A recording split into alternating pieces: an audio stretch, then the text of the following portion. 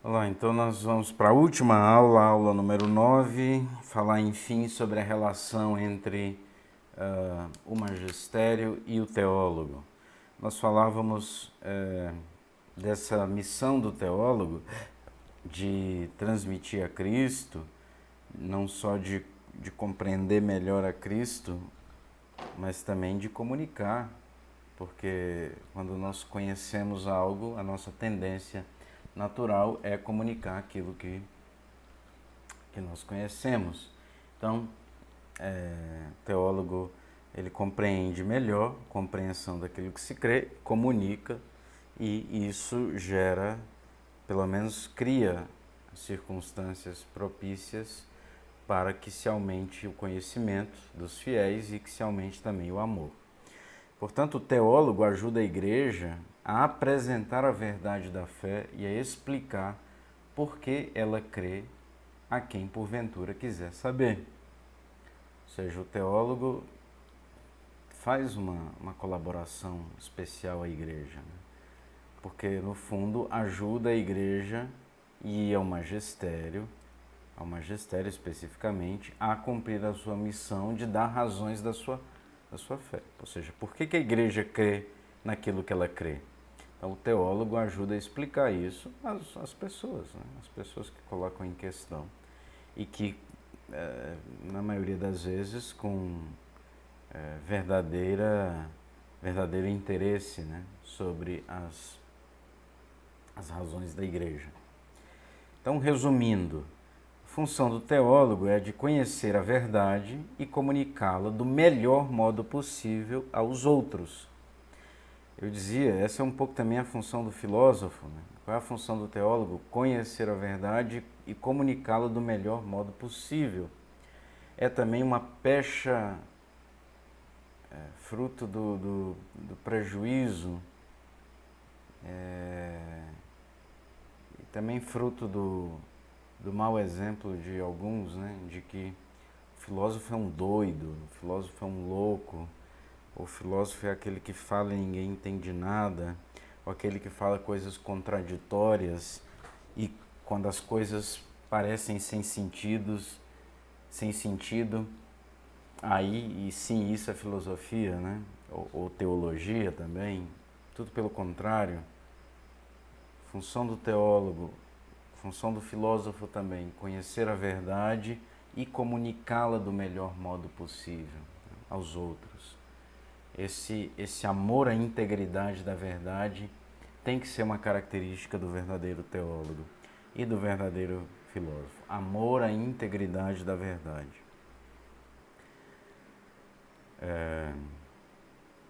A verdade nos é plenamente revelada em Cristo.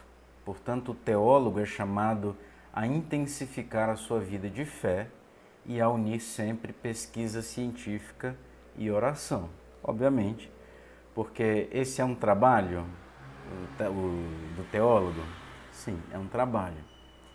Mas é um trabalho que eu preciso considerar que tem como matéria de estudo o próprio Deus e aquilo que Deus revelou de si mesmo e de todas as coisas, né?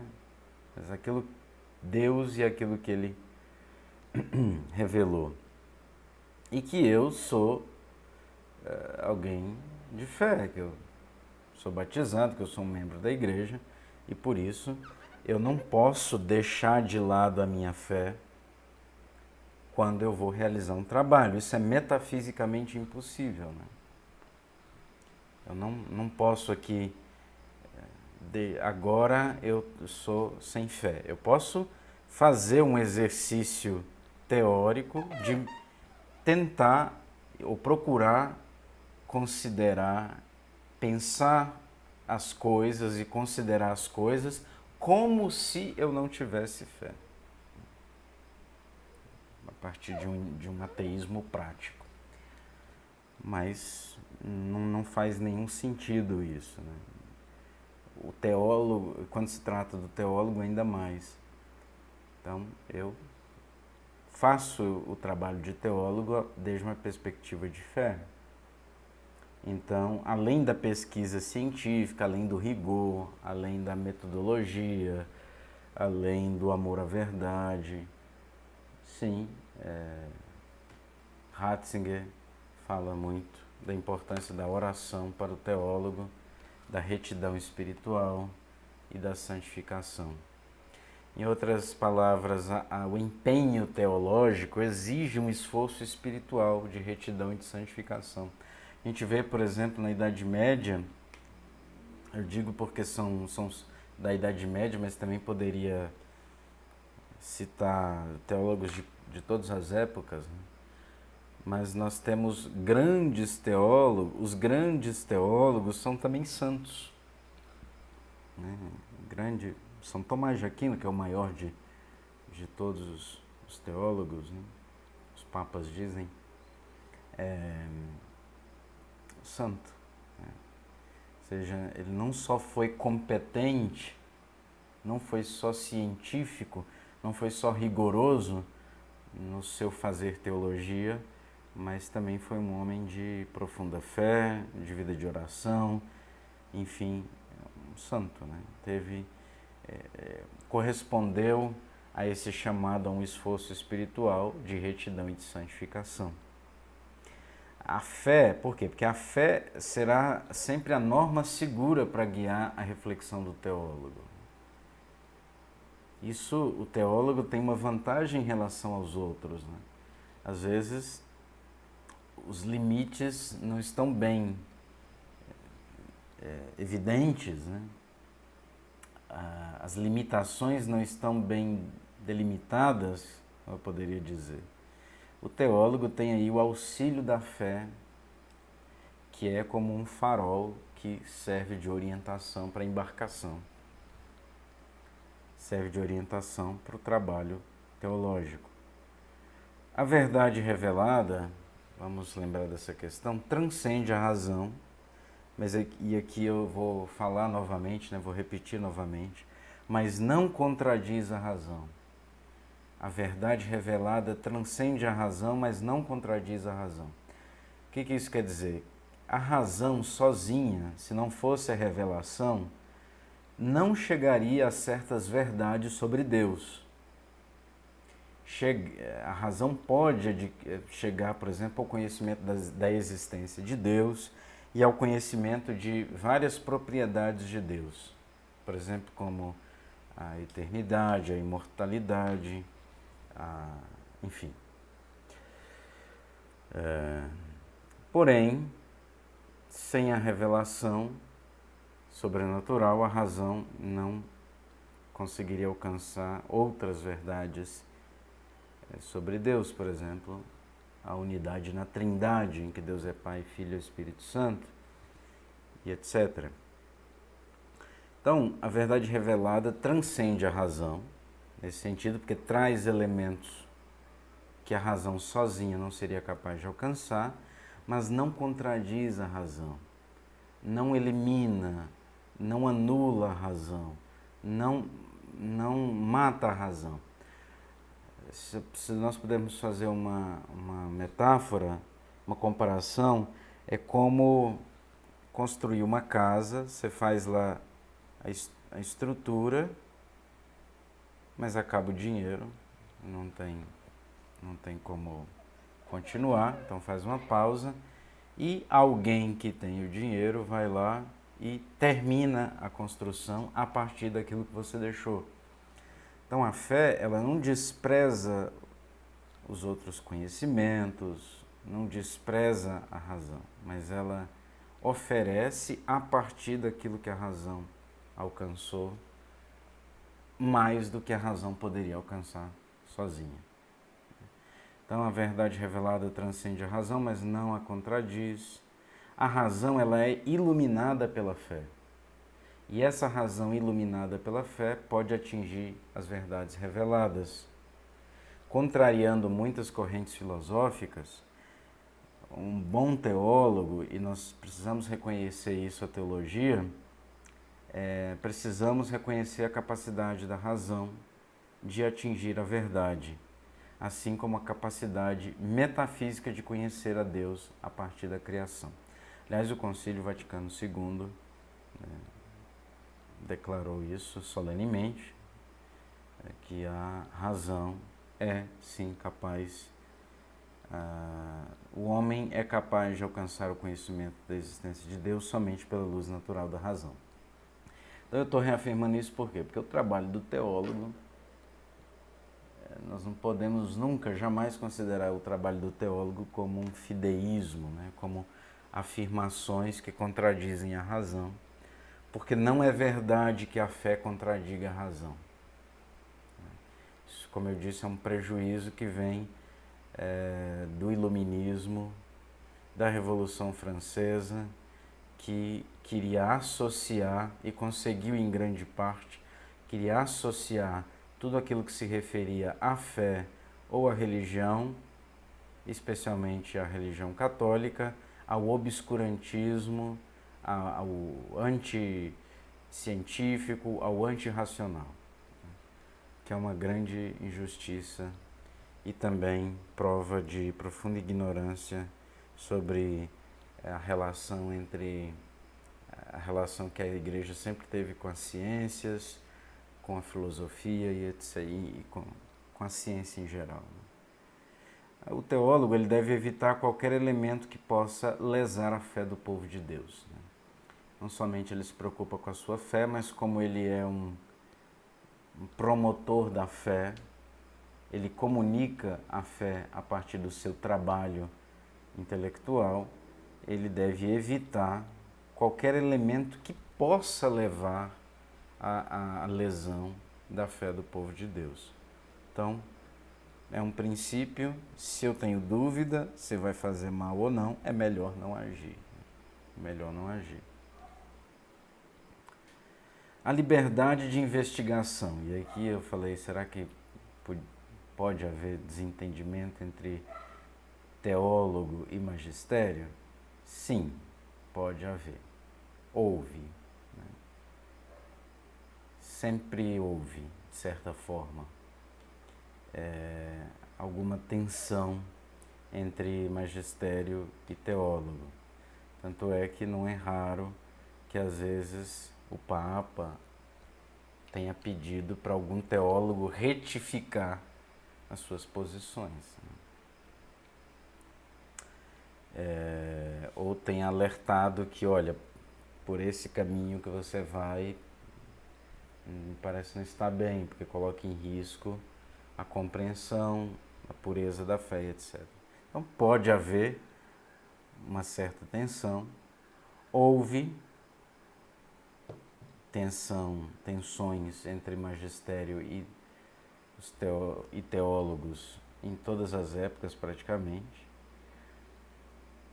O início do cisma luterano, com as teses de Lutero pregadas lá na porta da igreja, foi uma tensão entre teólogo, que era Lutero, e o magistério da igreja, né? Sem entrar nas matérias tratadas e no porquê, etc. Mas a constatação de um fato, aí nós temos uma tensão entre teólogo e magistério. Como sucessores dos apóstolos, os pastores da igreja recebem a missão de ensinar a todos os povos e a pregar o evangelho a toda criatura, a fim de que todos os homens alcancem a salvação. Que eu vou retomar um pouco a função de pastores e a função de teólogos para ver, para nós chegarmos a uma conclusão. Será que o resultado final é esse aí mesmo? Com as missões às vezes se tocando e causando certa tensão ou podendo causar conflito? Bom, então essa é a missão dos sucessores dos apóstolos, né? Ensinar a todos os povos, pregar o evangelho a toda criatura, a fim de que todos os homens alcancem a verdade e a salvação que é Cristo. A eles é confiada, portanto, a tarefa de conservar, de expor, de difundir a palavra de Deus, da qual são servidores. O magistério é servidor da palavra de Deus. Cabe ao magistério tutelar a doutrina contra desvios e perdas, garantindo ao povo de Deus a possibilidade objetiva de professar sem erros a fé autêntica em qualquer tempo e nas diversas situações. Essa é a função do magistério. O magistério tem que garantir que, não sei, se o mundo existir daqui a 500 anos, que as pessoas que viverem daqui a 500 anos possam receber de forma íntegra, sem mistura, sem confusão, a doutrina deixada por Cristo. O Cristo e sua doutrina salvadora. Esse é o papel do magistério. Por isso que o magistério combate os erros, prega a verdade. Em determinados períodos se ressaltou mais o combate aos erros, hoje se fala mais da proposta da verdade. Mas, por exemplo, Dionísio Areopagita, final do século V, também tinha essa visão, né? De que ele dizia, escreve numa obra chamada De Divinis Nominibus, e também nas cartas, em algumas cartas que ele escreve, ele diz que mais do que discutir em tom de polêmica, ele prefere apresentar a verdade de uma forma tão convincente que não haja dúvidas para o oponente, para a pessoa com que se discute, de que aquilo proposto é realmente a verdade. Mas enfim, esse é o papel do magistério: combater o erro, pregar a verdade, conservar a fé, o depósito da fé, para que os povos de todas as épocas possam receber a mesma doutrina salvadora que Cristo pregou aos apóstolos. De certa forma, então, se o teólogo tem a missão de compreender melhor o dado da revelação, ou seja, teólogo e magistério trabalham sobre o mesmo material, podemos dizer assim, né? Sobre a mesma matéria que é a revelação divina, o papel do magistério ele serve também como contrapeso, luz e guia para a missão do teólogo. Para que o teólogo, digamos assim, sendo mais maleável nas suas questões, na possibilidade de propor saídas, termos, etc., não acabe por trair a doutrina salvadora com o intuito de explicá-la melhor. Ou seja, o magistério da igreja também tutela o trabalho dos teólogos, também orienta o trabalho dos teólogos. E o teólogo é orientado pelo magistério, né? Tem no magistério ali um guia, uma luz para o seu trabalho intelectual. E às vezes é inevitável que o teólogo fazendo o seu trabalho e o magistério fazendo o seu trabalho, o Papa, por exemplo, tenha que alertar a posição que está tomando certo teólogo, certas obras. Essa orientação não tem como fim limitar o trabalho teológico, né? As exortações têm como fim justamente assegurar que o depósito da fé não seja alterado pelo trabalho teológico, né? Em geral, o trabalho teológico ajuda o magistério, é um auxílio precioso para o magistério. Então, eu falo aqui da possibilidade de conflito, porque pode existir de tensão, mas aí o magistério alertando, exortando, e às vezes até punindo, porque a punição na igreja tem como finalidade ser remédio, né? As penas canônicas são remédios para que a pessoa se converta e mude, né? E volte a Cristo, a igreja, a obediência, etc. Mas, em geral, é uma relação muito amistosa, muito colaborativa, né? O teólogo oferece os frutos do seu trabalho teológico ao magistério, o magistério propõe muitas vezes resultados obtidos pelos teólogos como algo, né, assumido pelo Papa. O Papa assume para si, assume aquilo como magistério. Nós temos visto, por exemplo, o Papa Francisco tem feito bastante consultas, né? Às vezes ele faz lá comissões para que a comissão estude determinado assunto para que ele tenha condições de decidir. Isso é um exemplo de colaboração entre o papel do magistério e o papel do teólogo, né?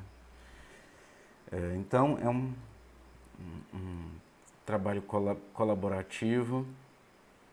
O teólogo ele vai adquirindo essa compreensão sempre mais profunda da palavra de Deus, sob a guia do magistério, procurando esclarecer o ensinamento da revelação diante das instâncias da razão, oferecendo, é claro, uma forma orgânica e sistemática, né?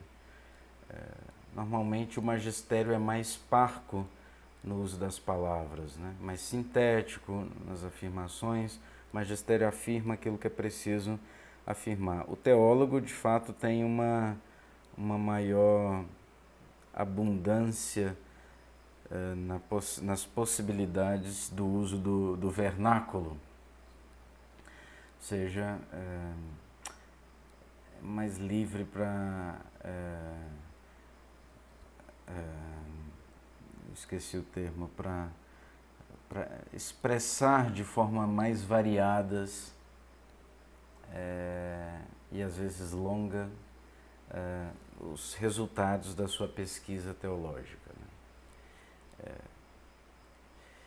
E a colaboração, então, entre teólogo e magistério acontece, sobretudo, quando o teólogo recebe uma missão canônica de ensinar, por exemplo, né? Na universidade católica, no seminário, enfim, alguma instituição. Então, ali naquela missão católica, vê-se muito claramente essa colaboração que o teólogo pode dar ao magistério. Bom, é isso como conclusão geral do nosso curso. Teologia é a ciência de Deus. E essa ciência, essa teologia, esse conhecimento que nós podemos ter de Deus tem um valor em si mesmo. O conhecimento da verdade por si mesmo, ao alcançar-se esse conhecimento, já tem um valor em si mesmo, né? Não se conhece a verdade para outra coisa. Só o fato de se conhecer a verdade já é um fim em si mesmo. Ora, conhecer a Deus e as coisas relacionadas a Deus tem já um valor em si mesmo. Depois, é verdadeira ciência porque é feito com método, de forma orgânica, de forma sistemática. Esse conhecimento é organizado e transmitido, e a transmissão desse conhecimento está dentro do papel do teólogo, que é conhecer a verdade, que é Cristo, e tudo aquilo que se refere a Cristo, e comunicar essa verdade. Dizia São Tomás, repito as palavras de São Tomás: melhor do que conhecer a verdade é conhecê-la e comunicá-la. Ou seja, nós temos a tendência natural de, ao experienciarmos uma coisa boa, por exemplo, conhecimento da verdade, nós queremos comunicar aos outros esse bem, né? Esse bem. Então, esse impulso de comunicar é natural, isso faz parte da missão do teólogo, e cada um de nós, quando procura compreender o dado revelado, a palavra de Deus, o depósito da fé, procura sistematizar aquilo que nós compreendemos, seja escrevendo ou seja sem escrever mesmo, né? Nós, para comunicar aos outros, nós estamos fazendo o papel, em sentido amplo, de teólogos, né? De teólogos.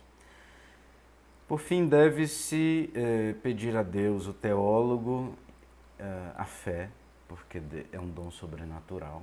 Então nós podemos pedir, Senhor, os apóstolos pediram: Senhor, aumenta a minha fé. O teólogo também pode pedir, né? Pode rezar. deve pedir, deve rezar e procurar também aprofundar na mesma fé. Ou seja,